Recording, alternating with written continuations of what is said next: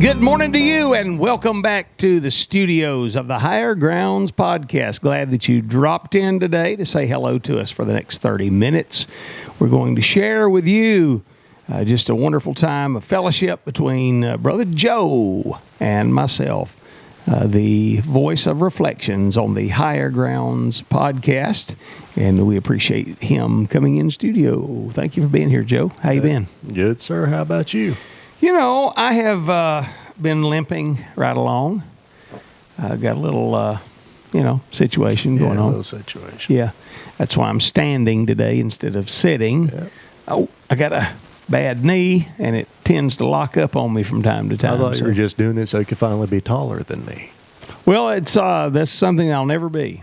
Yes, there was a time I think where I was probably taller than you. Probably, but I have my spine has been compressed on several occasions, and there is no more cartilage between my knee bone, and so you lose a few inches when you lose those kinds of things. And so it just means you're older and wiser than me. So well, it definitely means I'm older. Yeah. Wiser is that's up for debate. Yeah. Yeah. Well, wiser than you, yes. Yeah. Yes. Wiser than Einstein. Yeah. We're close. You're getting there. Running neck and neck. Yeah, right there. Yeah, and we're were it not for the fact that Einstein's dead, I could never have surpassed him. True. But good chance. Now that I got maybe a few more years. Oh yeah, you're smarter than you act like you are. Been more smarter than the average bear. That's right. Yeah. Yes. That's what the bear said. Speaking of bear, you just returned from the mountains. I did. Yeah. I did. You have a brother. I do. That run off to the mountains. He did. Chasing a woman. Yeah. He went hunting for a deer, a D-E-E-R, and he came back with a two-legged deer. Yeah, D-E-A-R. Yeah, D-E-A-R. Yeah. Yeah. And your brother is, what is his name again? Evan. That's Evan. Yeah, that's the one. Yeah. Yes, Evan, last name again. Jeffrey? No. No. That was his middle name. Okay. Yeah. Griffin? Griffin. Yeah, that's the one. Evan Griffin and his Griffin. dear wife, Courtney, and their little baby. Cullen. Like, I don't know, like Cullen. No, yeah. C-U-L-L-E-N? I-N? Yeah, L-E-E-N. Well, and he's about how old now? Cullen will be 2 in a couple months. Yeah. Brother Evan and his family are out of Brother Dustin Bonham's church. They're in Wartburg, Tennessee. And he works with the sheriff's office there. He does. And then he also has another business that they're involved in. And I suppose, does Courtney still work with her mom? Mm-hmm. He does. She's an elected official, I think, a court clerk maybe. Yeah, and she also has her work-at-home job off the computer. So. Wonderful. Just busy people. Busy. I remember I used to go up into the mountains of Tennessee there in Wartburg and preach every year. Mm-hmm. At the Fellowship Baptist Church. It was one of my favorite trips every year. Yeah. And just some great people in that area, and got to meet your sister-in-law's father. Mm-hmm. And he was just a good guy. Still a great guy. Still stay in contact with him, and owns a local hardware store there. Brother Wendy Collins. Yeah.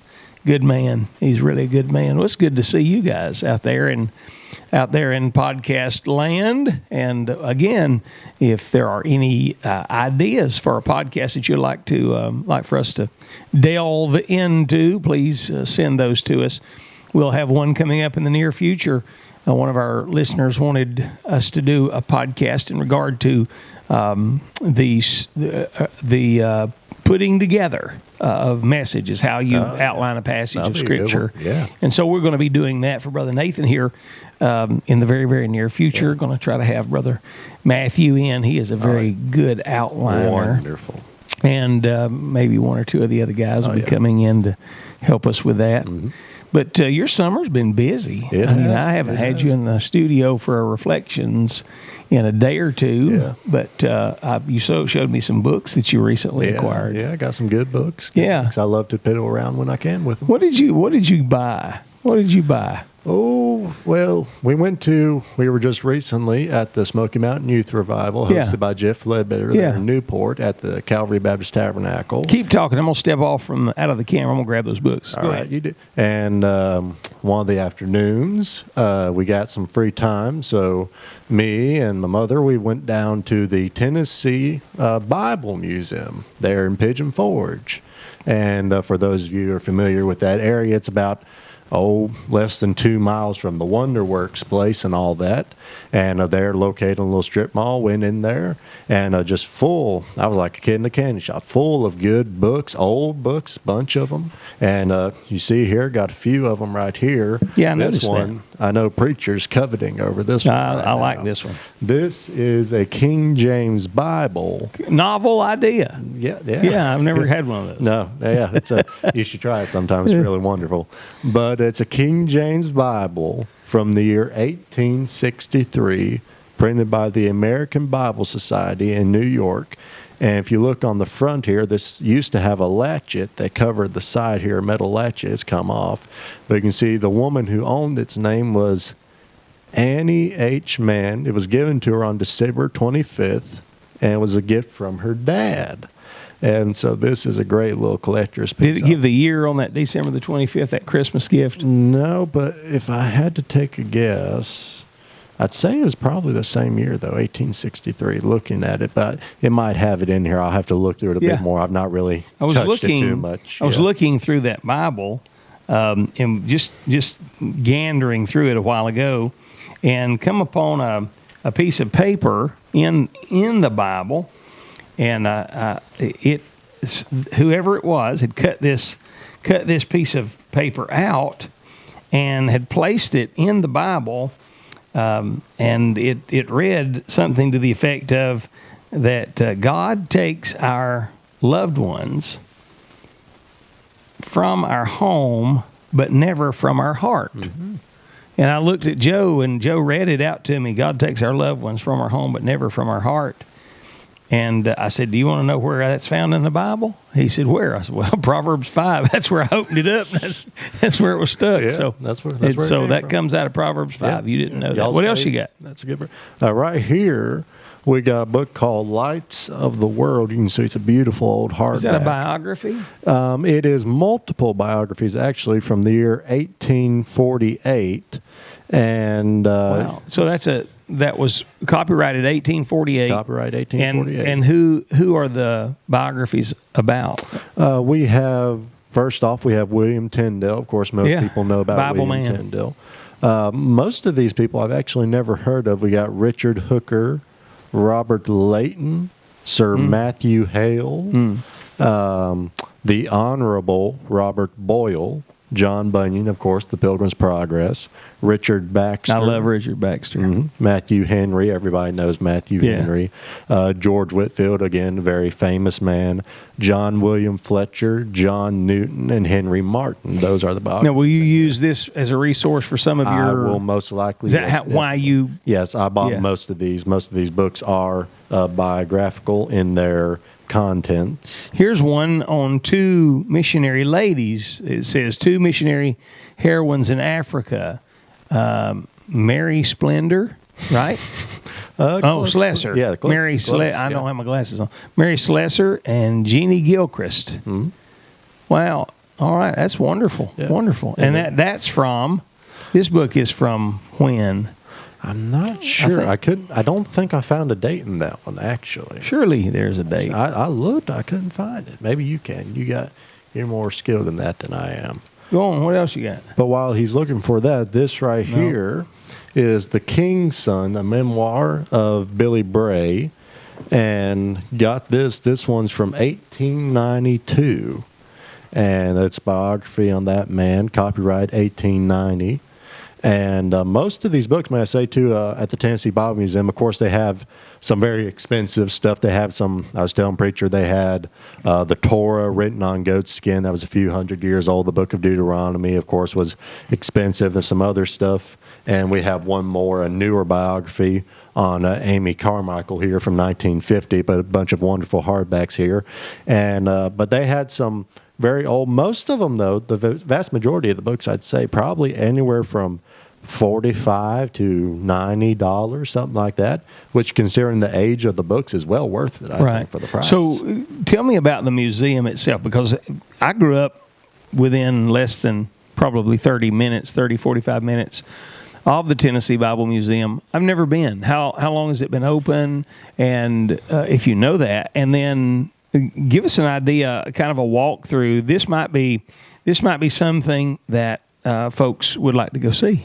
Well, I'm not sure how long it's been open, but when you walk into it, it really doesn't look like much because, like I said, it's a part of a strip mall, but it's on the very end, and when you walk in, it's a lot bigger on the inside. But as soon as you walk in, I mean, to your right, to your left, books everywhere, books of all kind. They got pages of the old Bibles from back in the day, all types of different Bibles. And I was telling Preacher, for those with bad eyesight, they have a 400th year anniversary King James 1611 edition. That's about, yay thick or so, and about this tall, about 3 foot high. But the actual museum, they do guided tours, hour-long tours, and they'll explain the history of the Bible, and they'll bring out a bunch of the really old artifacts. And for about $15 a person, I believe it was. And so very affordable price. We didn't get to do the tour. We didn't have time. But as far as the actual bookstore, which is the front part of it, I mean, just shelves upon shelves. They have a section for missionary biographies, where I got these from. They have a section on theology. They have a section for what's the word I'm looking for? Commentaries written by different people. I was telling Preacher they have, if anybody's ever heard of R.A. Torrey, you've probably heard about the fundamentals. They have the original fundamentals. So what you're saying when you say originals, you're saying the first edition. Mm-hmm. Okay. It was the first edition or right after the first edition, but one of the very original sets, the complete set, for only $119. How many volumes is that? 3?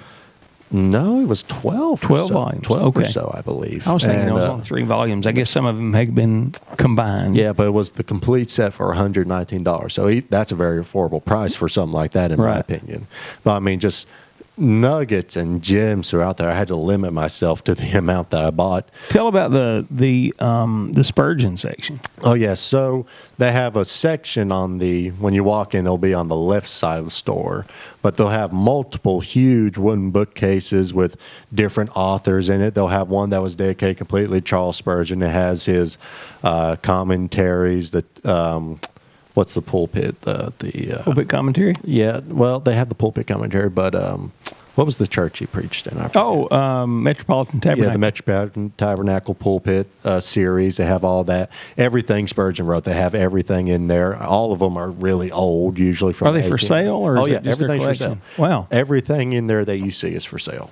Although it's a museum, and they call it a museum, everything's for sale. Everything in the back is considered the museum. Everything up front, though, which is worthy to be in a museum, is for sale, though. Yes. Now tell me about the Torah. Give us a description of what you saw.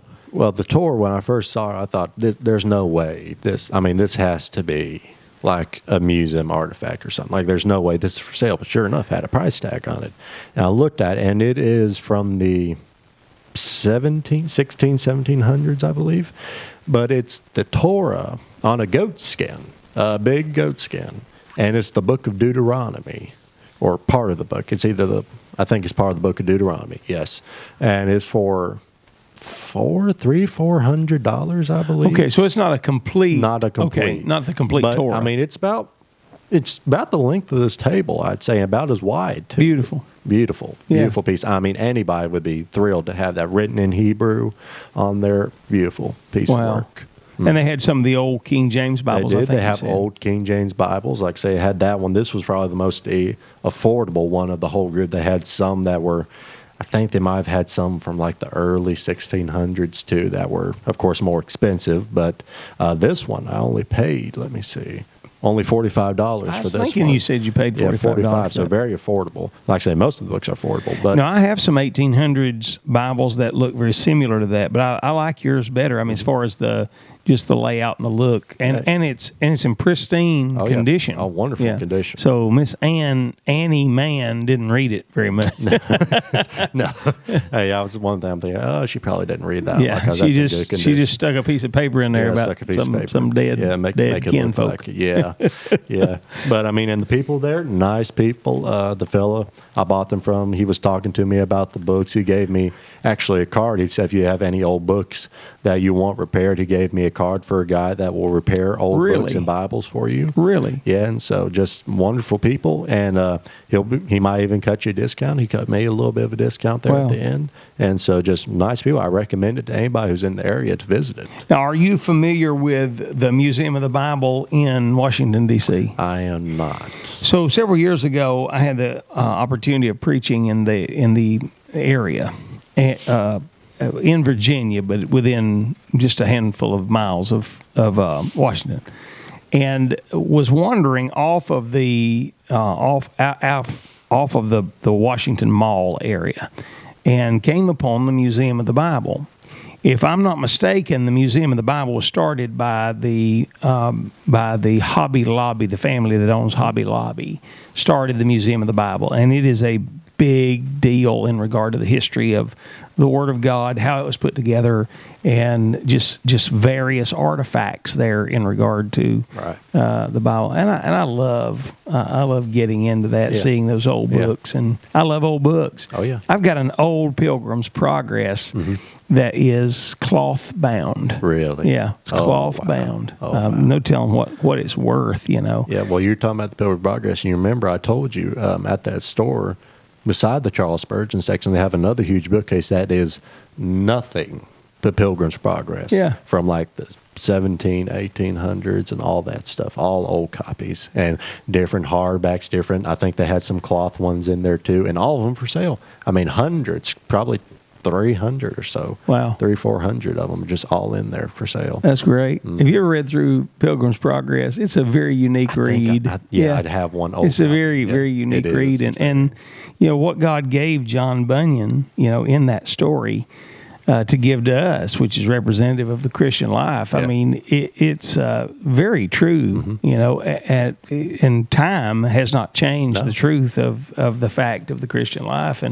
And what we go through as sinners coming to faith, and then after we get saved, well, you know, when he was in the Bedford jail, most of us, if we were, you know, put in jail for our faith in that way, you know, we're going to be screaming for lawyers and trying to get some, you know, press conference to try to get us out. And Bunyan just took his time and took over a decade, you know, and just penned the works that God would have him pen. God just had him set aside for that. And much like the Apostle Paul, you know, because as you think about the Apostle Paul going to prison, and it's my opinion, okay, when you look at the Apostle Paul going back to Rome, he said, I want to go to Rome. I want to face charges in Rome. But he should never have gone to Jerusalem to begin with, okay? So he had to go to Rome to face the charges against him, stood before Nero, and Nero took his head off. Historically, that's what we're taught. But the Bible said on 3 occasions that people, by way of the Holy Spirit of God, told him not to go to Jerusalem, but he went anyway and got himself in the mess he was in with the government. I got to thinking about that thing, and, you know, I think that Paul should have and could have avoided all of that had he had listened to those people who witnessed to him by the Holy Spirit that he shouldn't go to Jerusalem. Yet at the same time, on the other hand, you have to think of all of the writing that Paul did because he was incarcerated. And, you know, here's the truth. When you look at the book of 1 Corinthians, the book of 1 Corinthians tells us that Paul had already written an epistle. He called it an epistle. I've already written you one epistle already to your church about some things, but yet God did not include his first epistle to the church at Corinth in the Holy Writ of Scriptures. Right. So basically what we genuinely have is Second and Third Corinthians instead of First and Second Corinthians, because there was an epistle written to them prior to that, which makes you wonder, how many letters did Paul write to churches? Yeah. Some churches we may not even know about. I mean, how many letters did he write that we don't know about? There's no way. And God only chose to put certain amounts of his writing in. But I wonder how much writing he would have gotten done had he have been constantly, continuously on the move, starting churches. So God has his way in the whirlwind and the storm, and the vast majority of the Bible that we have now that we covet and love and appreciate and collect is as a result of a man that we put a question mark on his discernment to do what he did, but yet God brought great glory out of the fact that he was incarcerated. It's amazing. Once you think you've got God figured out, you realize you don't have God figured out. No.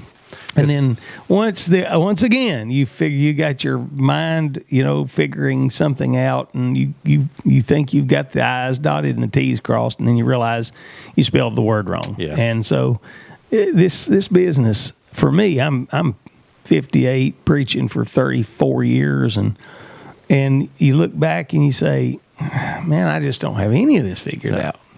But we keep by faith walking on, Yeah. I was reading behind Tozer this morning. Something Tozer said really stuck out to me. He said, we like to meditate on these things of God. We try to understand God. He said, at the end of the day, here's the thing. He said, you can't understand God. You can't comprehend God. And this is coming from Tozer. This is from a man smarter than you and me. And he said, we can't comprehend God. He said, anything we do understand God, he says, not because we could understand, it's because he said he allowed us to. That's exactly right. And he said and that's something I've always said. I said, I don't know everything about God. I'm never going to know everything about God. I'm not going to understand him, but I'm good with that. And I thank him for that. Right. Because if I could understand God, that would make him of less value, it would seem. Yes. Well, it's what Billy Kelly said years ago, and Billy Kelly's not known for being a great theologian. No. But Billy Kelly said, if I knew everything there was to know about God, then I'd think some fool like me, thought it up. Or maybe he said that in regard to the Bible. He said, if I knew everything there was to know about the Bible, I'd think some fool like me wrote it. Yeah. I'm reading behind Tozer right now on the book entitled Total Commitment to Christ. I don't know if you've read that. I've read it a couple of times, yes, sir. He said this. He said, I think we might be able to go around the world and simply cry, Christ is enough. Yes, Jesus Christ is enough. Mm-hmm. And, if that is our end goal, if our end goal is Christ, right. We're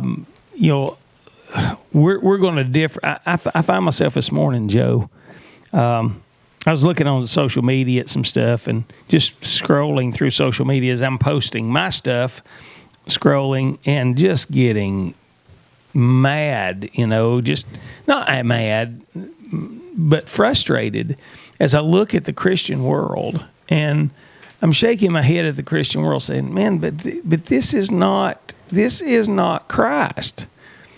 And I've got to come to the place and point where that stuff doesn't move me. I've got to win Christ myself, not win my salvation, but just stay with Him. And we were talking about this prior, sitting in the lounge area of the studio. We were sitting there talking about the relationship with Christ and how. We don't understand why Christians, quote unquote Christians, do some of the things that they do, and they have no problem, no issue, no standard or conviction about basically anything. But yet I believe in the death, the burial, and the resurrection, and they have some element of love for Christ.